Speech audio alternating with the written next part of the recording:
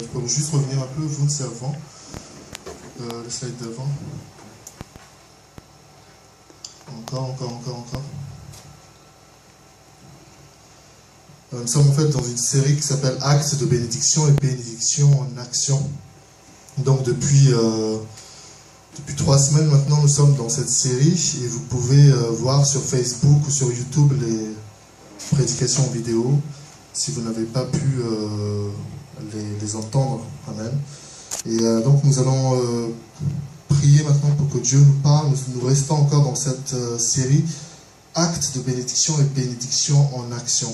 Prions ensemble pour que Dieu nous parle. Nous avons vu la semaine dernière que la parole de Dieu nous permet de corriger nos actions, nos réactions, parce que la parole de Dieu est la vérité. Et la Bible dit que c'est la vérité qui nous rend libres. Amen.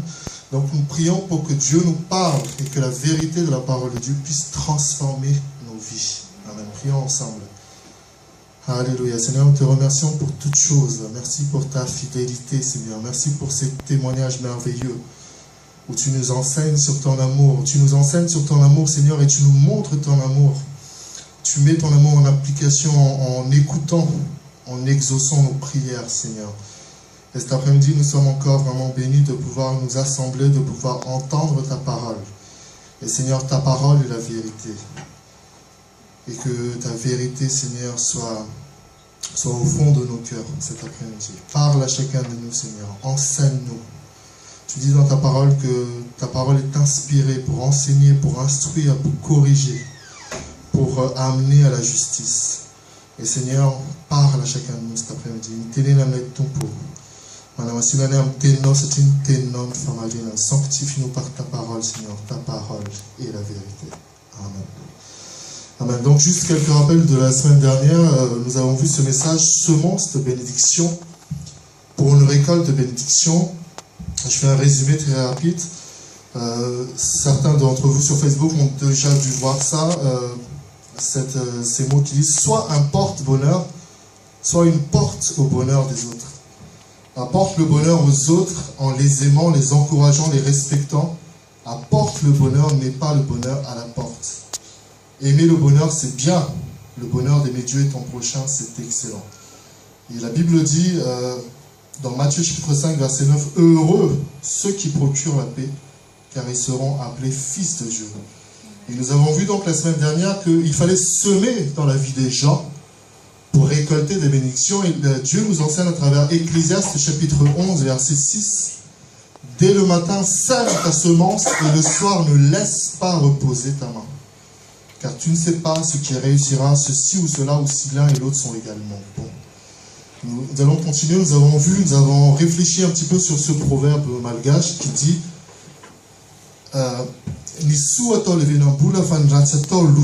le bien qu'on fait est un trésor enterré, le mal qu'on a fait est un malheur suspendu.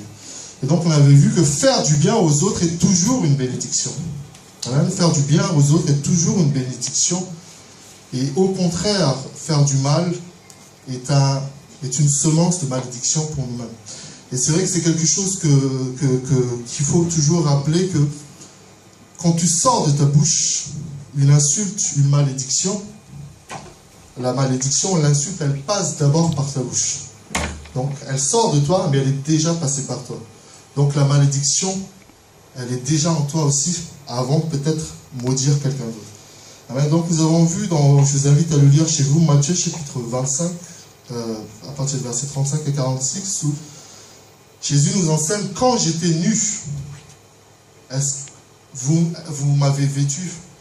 Quand j'étais en prison, vous m'avez visité. Quand j'avais soif, vous m'avez donné à boire. Et les disciples disaient à Jésus, mais quand est-ce que nous t'avons vu nu? Quand est-ce que nous t'avons vu avoir soif? Et Jésus leur dit, c'est au moment où vous avez fait cela pour les plus petits. Amen. Donc depuis plus d'un mois maintenant, nous sommes dans cette série d'enseignements où il faut bénir les autres pour que Dieu te bénisse. Le premier message que nous avons vu il y a quelque temps, c'est aide ton prochain et tu seras le prochain à être aidé. Amen. Donc, des fois, nous attendons la bénédiction de la part de Dieu. Donc, il y a ce titre, la bénédiction que tu attends de Dieu ou la bénédiction que Dieu attend de toi. Dieu regarde, nous sommes dans cette série qui dit acte de bénédiction et bénédiction en action parce que Dieu regarde les actes que nous posons pour les autres et se positionne pour mettre en action nos propres bénédictions. Amen. Donc maintenant, nous allons rentrer au cœur de notre message cet après-midi. Le titre est assez court. Le titre, c'est Dieu. Dieu est attentif. Dieu est attentif. Que veut dire attentif? Entre parenthèses, vous avez Dieu regarde, Dieu écoute. Je ne sais pas exactement comment définir attentif en langage. Oui, un des mancham théorétique, un des mancham bienotique. Là, il se lava un bel tika, c'est pas un des mancham favak, la gata que t'as un des mancham, n'y a un des mancham. Et un favak qui a un des mancham tiré une situation tirée, vous avez un temps et nous faisons un favak. Alors, ma tête, c'est que maintenant, on zand, t'as appelé à ce qu'il y a un job, un des mancham attentif antique. Amen. Alors, Dieu est attentif à tout ce qui concerne notre vie. Amen. Et nous allons donc juste définir un peu ça. Que veut dire attentif? Attentif, c'est une personne qui montre de l'attention, qui fait preuve d'intérêt pour la personne qui lui parle ou la personne qu'elle regarde. Des synonymes d'attentif, il y en a plusieurs, c'est prévenant, affectueux, attentionné, appliqué, concentré, soigneux. Là, pendant que je prêche, j'attends votre attention. J'attends que vous soyez attentif à ce que je vous enseigne. Amen. Que vous soyez concentré sur ce que Dieu veut nous enseigner. Et j'ai choisi des versets de base que nous allons lire dans 2 Chroniques chapitre 16 verset 9. 2 Chroniques chapitre 16 verset 9. Et je vous demande de vous lire vos Bibles tout à l'heure dans Psaume chapitre 33. Mais la Bible dit dans 2 Chroniques chapitre 16 verset 9, car Dieu, l'Éternel, étend ses regards sur toute la terre pour soutenir ceux dont le cœur est tout entier à lui. Tu as agi en insensé dans cette affaire, car dès à présent tu auras des guerres. Ça, c'est le premier verset que nous verrons tout à l'heure. Et je vous invite à ouvrir vos Bibles pour ceux qui les ont emmenés. Psaume chapitre 33, du verset 12 jusqu'au verset 22.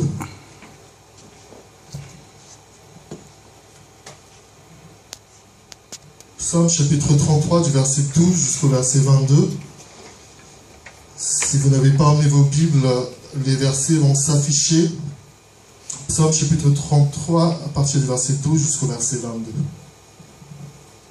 La Bible dit, et c'est un verset que nous connaissons bien, que nous aimons, au verset 12, « Heureuse la nation dont l'Éternel est le Dieu. Heureux le peuple qu'il choisit pour son héritage.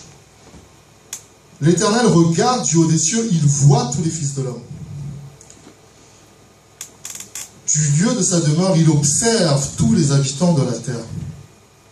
Lui qui forme leur action à tous. » Et c'est là que j'ai tiré le titre de ce message cet après-midi. Qui est attentif à toutes leurs actions. Ce n'est pas une grande armée qui sauve le roi, ce n'est pas une grande force qui délivre le héros. Le cheval est impuissant pour assurer le salut. Et toute sa vigueur ne donne pas la délivrance. Voici l'œil de l'Éternel est sur ceux qui le craignent, sur ceux qui espèrent en sa bonté, afin d'arracher leur âme à la mort et de les faire vivre au milieu de la famine. Notre âme espère en l'Éternel, il est notre secours et notre bouclier, car notre cœur met en lui sa joie, car nous avons confiance en son saint nom. L'Éternel, que ta grâce soit sur nous comme nous espérons en toi. Amen. C'est un très beau psaume. Alléluia. Et donc, il y a beaucoup de choses que nous avons vues. On a tiré donc le titre de ce message, notamment au verset 15. La Bible dit que Dieu forme le cœur de tous. Et il est attentif à toutes leurs actions. J'aimerais vous dire cet après-midi, vous encourager, que Dieu voit tout, que Dieu regarde tout, Dieu entend tout. C'est ce qu'on appelle l'omnipotence de Dieu. L'omnipotence de Dieu, c'est la toute-puissance de Dieu qui est aujourd'hui à Antony, à Paris avec nous, qui est à Madagascar, qui est aux États-Unis, qui est en Australie. C'est par son esprit, Dieu est partout. Dieu est omnipotent. La Bible dit que la terre est entre les mains du Seigneur. Amen. Et j'aimerais nous rappeler certaines choses et peut-être te faire découvrir que Dieu voit tout. Dieu te voit. Et j'aimerais vous expliquer que parfois nous demandons à Dieu qu'il regarde notre vie quand tout va mal. Mais quand on fait des choses qui sont contraires à la parole de Dieu, on se cache. Qu'est-ce qui s'est passé dans le jardin d'Éden? L'homme et la femme ont mangé du fruit défendu, n'est-ce pas? Et ils se sont rendus compte qu'ils étaient nus. Et la Bible dit qu'ils sont partis se cacher. Et Dieu a fait exprès de dire à Adam, Adam, où es-tu? Et Adam lui répond, je me suis caché parce que je suis nu. Et c'est un sentiment tout à fait humain qui vient de Adam, que quand on fait quelque chose de mal, normalement quand on a un peu de morale et de sagesse, on se cache. Il y en a qui font du mal et qui ne se cachent même pas. C'est encore plus grave. Mais il y en a qui font du mal et qui se cachent. Mais j'aimerais nous rappeler que Dieu voit tout. Parce que nous lisons depuis tout à l'heure que Dieu regarde la terre. Et je vous parlais de l'omnipotence de Dieu. La Bible dit que Dieu a 7 esprits. 7 esprits. Et 7 yeux qui parcourent la terre. Toute la terre est sous le radar de Dieu constamment. Amen. Mais cet après-midi, donc, j'aimerais nous rappeler, nous expliquer ce que c'est que de se confier en Dieu. On entend beaucoup et on voit, je mets beaucoup ça sur Facebook, confie-toi en l'Éternel, laisse-le agir, mets ta confiance en lui et il agira. N'est-ce pas? C'est dans le Proverbe. On nous dit souvent, mettez votre vie entre les mains de Dieu, confiez-vous en l'Éternel. Mais qu'est-ce que ça veut dire? Et cet après-midi, je veux vraiment nous le rappeler, vous informer. On va continuer le slide. Dieu donc est attentif. Voilà. Dieu regarde ta vie et ta vie regarde Dieu. Dieu regarde ta vie et ta vie regarde Dieu. Qu'est-ce que ça veut dire? Comme j'ai expliqué depuis tout à l'heure, c'est que Dieu ne regarde pas simplement ta vie quand tu l'appelles. Dieu regarde ta vie constamment. Et ta vie regarde Dieu. Il y a des personnes qui laissent une partie de leur vie cachée devant Dieu. Mais la Bible dit qu'il n'y a pas d'ombre devant l'Éternel, parce que l'Éternel est la lumière. Il n'y a pas d'ombre devant lui.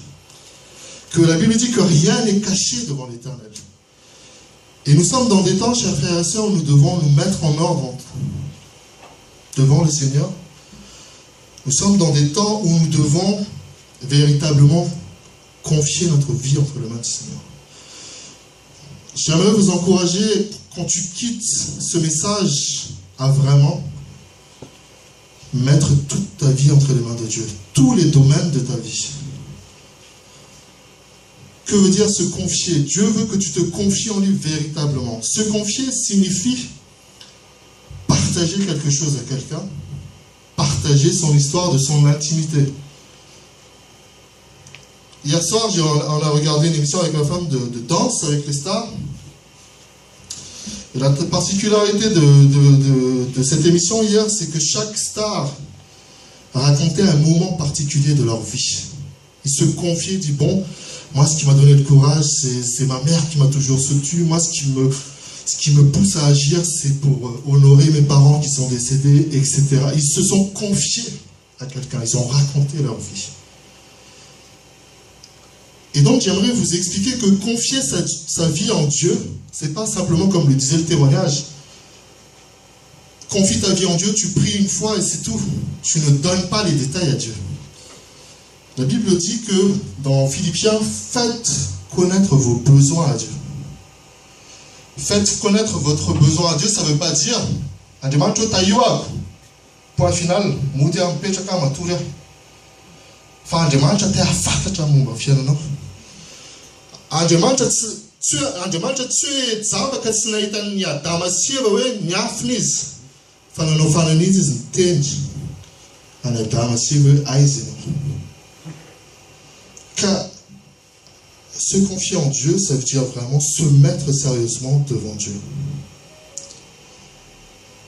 Confier sa vie en Dieu signifie donner ta vie à Dieu et que Dieu a un droit de regard sur ta vie.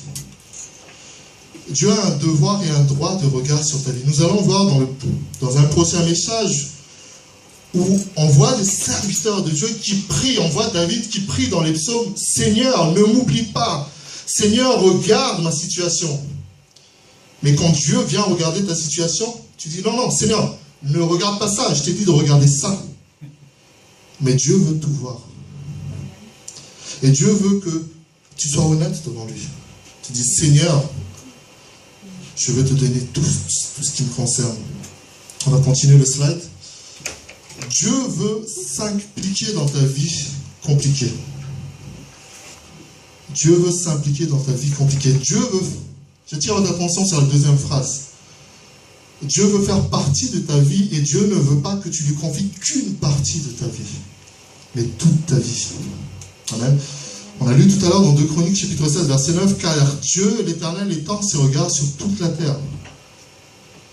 Et regardez, c'est écrit en rouge pour bien qu'on voit, pour soutenir ceux dont le cœur est tout entier à lui.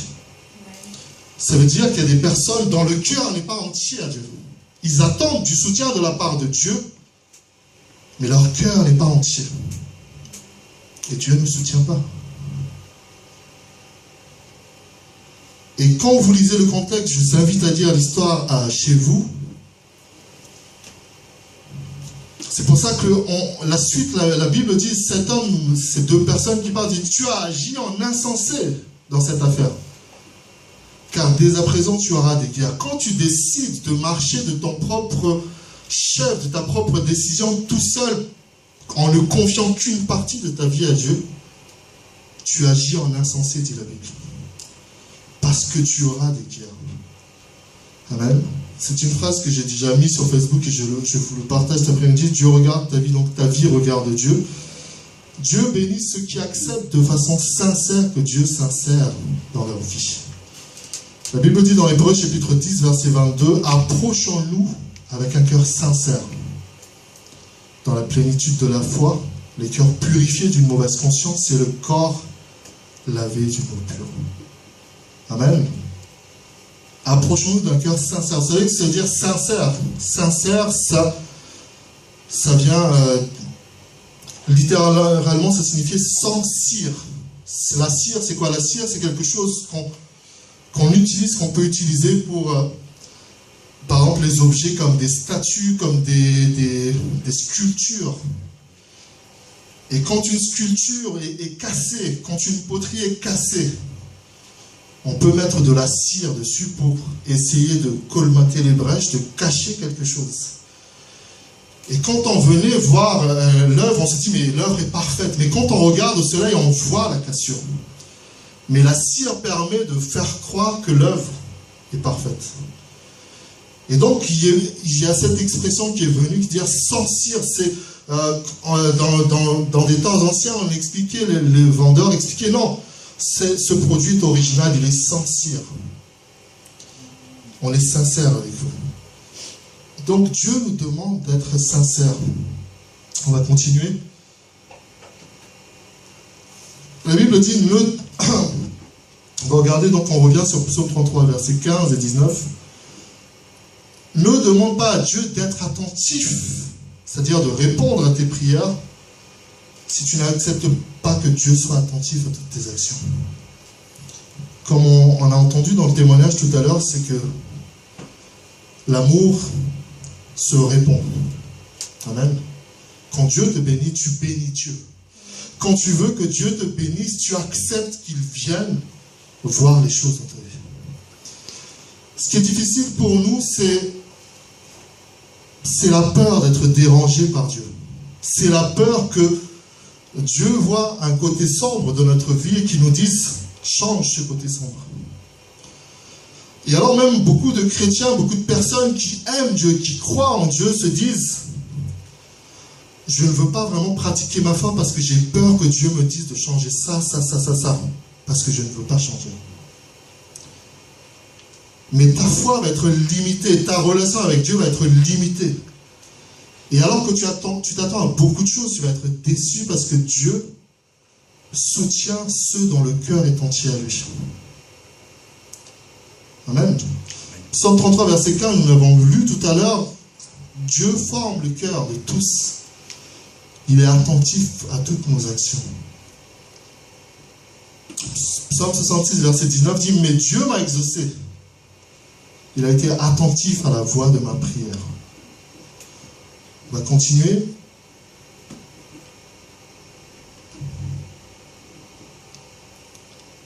Dieu est attentif à nos bonnes et nos mauvaises actions.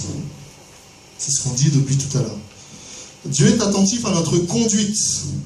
La Bible dit que Dieu bénit ceux qui le craignent. Regardez au verset 18 que nous avons lu tout à l'heure. Voici l'œil de l'Éternel est sur ceux qui le craignent, sur ceux qui espèrent sa bonté.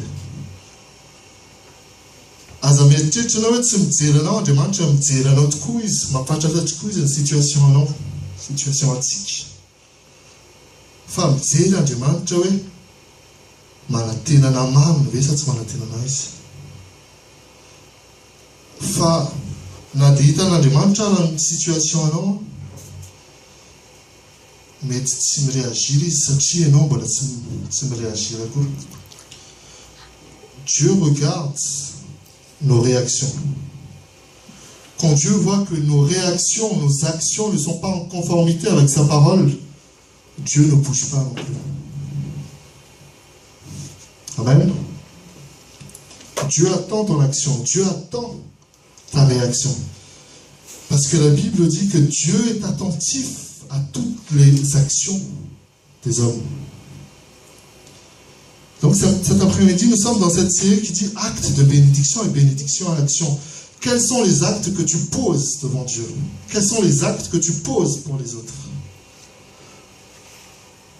Depuis cette série que nous commençons, Dieu nous fait vraiment comprendre que nous devons agir. Amen. Dieu est un Dieu de parole et Dieu est un Dieu d'actes également. Et si tu ne mets pas en pratique la parole que tu entends, si tu ne mets pas en pratique la parole que tu lis, tu ne passes pas à l'acte d'obéissance, ta bénédiction ne vient pas. Alléluia. Nous allons continuer pour... je vous invite à ouvrir vos Bibles dans Jérémie chapitre 8, du verset 4 à 7.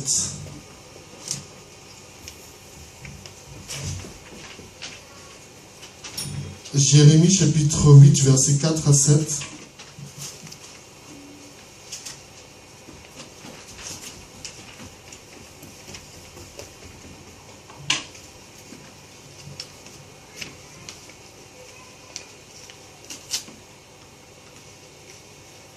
Dis-leur, la Bible dit dans Jérémie chapitre 8 à partir du verset 4, dis-leur, ainsi parle l'Éternel. Est-ce que l'on tombe sans se relever? Ou se détourne-t-on sans revenir? Pourquoi donc ce peuple de Jérusalem s'abandonne-t-il à de perpétuels égarements? Il persiste dans la tromperie, il refuse de se convertir. Je suis attentif et j'écoute. La Bible dit que Dieu est attentif et il écoute. Il ne parle pas comme il devrait, aucun ne se repent de sa méchanceté et ne dit qu'ai-je fait. Tous reprennent leur course, comme un cheval qui s'élance au combat. Même la cigogne connaît dans les cieux sa saison. La tourterelle, l'hirondelle et la grue observent le temps de leurs arrivées. Mais mon peuple ne connaît pas la loi de l'Éternel. On va s'arrêter là. J'aimerais qu'on revienne sur l'introduction, juste avant ça. Amen. En rouge, quand Dieu voit qu'on s'égare, Dieu nous avertit et nous corrige. Et Dieu peut même s'opposer à nous. Et ce message est un message d'encouragement et d'avertissement aussi. L'avertissement est important dans les encouragements. Dieu voit tout ce que nous faisons. Amen. On va continuer. Il y a décidément ces derniers temps, je cite beaucoup des proverbes malgaches. Il y a une faute d'ailleurs qui est écrite, mais il y a ce proverbe malgache qui dit Azan lua samangin c'est déjà Azan lua samangin ne te fie pas au fait que personne ne voit pour mal agir, mais regarde Dieu au-dessus de toi. Il y a ce verset que j'aimerais vous encourager à garder, à regarder chez vous, à étudier. Ecclésiaste chapitre 8, verset 11. La Bible dit, parce qu'une sentence, c'est-à-dire la réaction de Dieu, la réponse de Dieu contre les mauvaises actions ne s'exécute pas immédiatement, le cœur des fils de l'homme se remplit en eux de désir de faire le mal. Dieu est attentif au bien que tu fais, Dieu est attentif au mal que tu fais. Amen. C'est pas facile de se dire ça, d'entendre ça, mais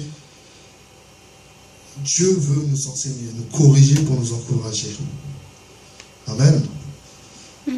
Et nous sommes dans un monde où on veut encourager à faire du mal. La Bible dit que certains transforment le bien en mal et le mal en bien. Mais nous sommes là pour voir ce que Dieu dit. Dieu est attentif à nos actions. Alléluia. On va terminer par une dernière lecture. Je vous invite à ouvrir votre Bible dans Malachie chapitre 3, versets 13 à 18. Malachie chapitre 3, du verset 13 jusqu'au verset 18.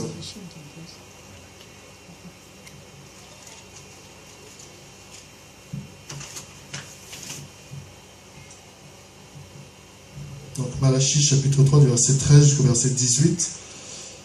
Et donc la question qu'on se pose pour terminer, Dieu est attentif à nos actions. Dieu regarde et voit donc toutes les actions que nous posons.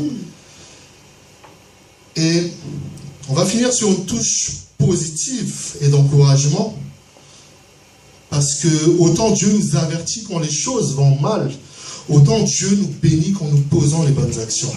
Amen. Quand nous semons la bénédiction, nous récoltons la bénédiction. Et ne t'inquiète pas, Dieu se souvient des bienfaits que tu fais aux autres. Dieu se souvient des bienfaits que tu fais. Amen. Et je rappelle ça que je partage souvent. Occupe-toi des affaires de Dieu, Dieu s'occupera de tes affaires. Écoutez bien, entre la promesse que Dieu a faite et l'accomplissement de cette promesse, Dieu regarde nos actions et nos réactions. Malachie chapitre 3, à partir du verset 13 jusqu'au verset 18. Dieu dit, vos paroles sont rudes contre moi, dit l'Éternel. Et vous dites, qu'avons-nous dit contre toi? Vous avez dit, c'est en vain que l'on sert Dieu. Qu'avons-nous à gagner à observer ses préceptes et à marcher avec tristesse à cause de l'Éternel des armées? Maintenant, nous estimons heureux les hautains. Oui, les méchants prospèrent.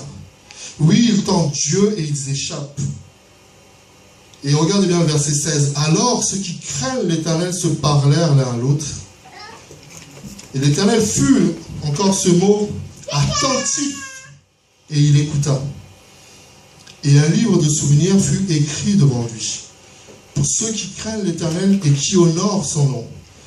Ils seront à moi, dit l'Éternel des armées. Ils m'appartiendront au jour que je prépare. J'aurai compassion d'eux, comme un homme a compassion de son fils qui le sert. Et vous verrez de nouveau la différence entre le juste et le méchant, entre celui qui sert Dieu et celui qui ne le sert pas. Amen. Dieu voit toutes tes réactions, toutes tes actions. Et Dieu sait faire la différence entre ceux qui le servent et ceux qui ne le servent pas. Il y a beaucoup de personnes qui peuvent être découragées parfois parce que ma femme expliquait tout à l'heure, par exemple, qu'on a vécu un mois de septembre avec beaucoup d'épreuves. Mais on a vécu aussi beaucoup de miracles bizarres. Vous savez, parfois un miracle est toujours bizarre, tu ne sais pas comment Dieu fait pour te bénir, mais il le fait. Amen. Et Dieu sait très bien comment il récompense ses serviteurs. Mais avant que Dieu te récompense, il faut d'abord agir. Amen. N'attends pas une récompense si tu n'as rien fait pour l'avoir. Celui qui s'attend à recevoir un diplôme alors qu'il n'a pas étudié, 0 égale 0. Celui qui s'attend à recevoir la guérison alors que Dieu lui demande de prendre un médicament, de voir un médecin, il ne sera pas guéri. Amen. La récompense vient parce qu'on vient chercher la face de Dieu. La Bible dit dans Hébreux chapitre 11, au verset 3, car il faut que ceux qui viennent devant Dieu croient qu'il est le rémunérateur de ceux qui le cherchent. Levanta de l'angemantino de Timothy amalsua na angemant. Kanevan mfalen su satini sua c'est notre temps. Amen. Si ça va être mfalia ratsanum keno. Si ce tour de nas ça va être si ça va si semence si vivave tour de teraka futi za kocha Mariam vivave Sanana frère sanatam lelaiza tepevuk fa kocha za vivave ratanya matouis pevuk de nana frère sanatam lelaiza. Savez, Dieu réagit toujours d'abord à l'action que nous posons. Dieu est attentif à ce que nous faisons, le bien comme le mal.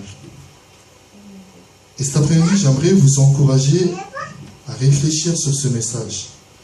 Quels sont les actes que tu poses? Les actes que tu poses, c'est dans ta foi, dans ta marche avec le Seigneur. Qu'est-ce que tu fais pour les autres? Est-ce que tu les bénis? Est-ce que tu les maudis? Qu'est-ce que tu fais pour que les gens soient bénis autour de toi? Et nous avons vu depuis le début de cette série que quelqu'un a béni une personne et c'est une autre personne à chaque fois qui le bénit. Amen. Le temps passe, donc je vais m'arrêter. Mais je vous invite à lire l'histoire. Je vais vous donner la référence, c'est dans 1 Samuel. Je vais juste rapidement vous donner la référence. 1 Samuel, chapitre 1 et 2. 1 Samuel, chapitre 1 et 2. C'est l'histoire d'une femme qui s'appelle Anne, qui est la maman de Samuel. Et Anne était stérile. Mouba Yann. Et donc, elle avait demandé à Dieu, elle avait dit à Dieu, si tu me bénis, Seigneur, que tu me donnes un fils, je vais te le donner pour qu'il te serve. Et la Bible dit que Dieu s'est souvenu de Anne, et elle a pu enfanter Samuel. Nous avons un enfant qui s'appelle Samuel dans notre assemblée. C'est ça l'histoire de Samuel. Et donc, Dieu a vu l'acte que Anne a posé. Elle a dit, je m'engage. Dieu attend à ce que tu t'engages aussi pour qu'il puisse s'engager avec toi.